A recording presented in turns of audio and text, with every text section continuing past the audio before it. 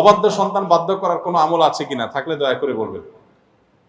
অবাধ্য সন্তানকে বাধ্য করার জন্য কোনো মিরাকলিক আমল আমার জানা নাই যে এই দোয়া পড়লে রাতারাতি সন্তান ভালো মানুষ হয়ে যাবে। কারণ বড়ই গাছে হঠাৎ করে ফজলি আম ধরবে বা আমরুপালি ধরবে, এরকম কোন দোয়া আল্লাহ তাআলা আমাদেরকে শিখান।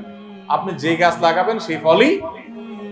সন্তানকে যদি অমানুষ হওয়ার মতো করে বড় করেন, তারা এমন জায়গায় দিয়েছেন সে অমানুষ হয়েছে, শিক্ষা পায় নাই, পারিবারিক শিক্ষা পায় নাই, প্রাতিষ্ঠানিক শিক্ষা পায় নাই, তো সে উল্টাপাল্টা হবে।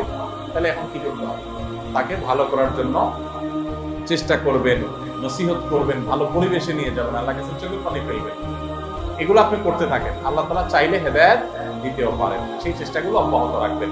বিশেষ করে সূরা ফুরকানের ৭৪ নম্বর আয়াত, রব্বানা হাব লানা মিন আজওয়াজিনা ওয়া যুররিয়্যাতিনা কুররাতা আ'ইউন ওয়াজআলনা লিল মুত্তাকিনা ইমামা। দোয়া করবেন। আল্লাহ রাব্বুল আলামিন মানুষের পরিবর্তন করনেওয়ালা জাত, তার অন্তরে সবকিছু আছে।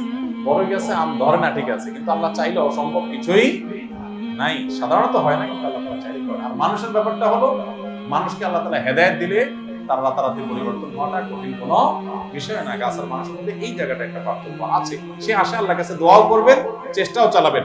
শুধু দোয়া করবেন আর অটোমেটিক ঠিক হয়ে যাবে এটা না।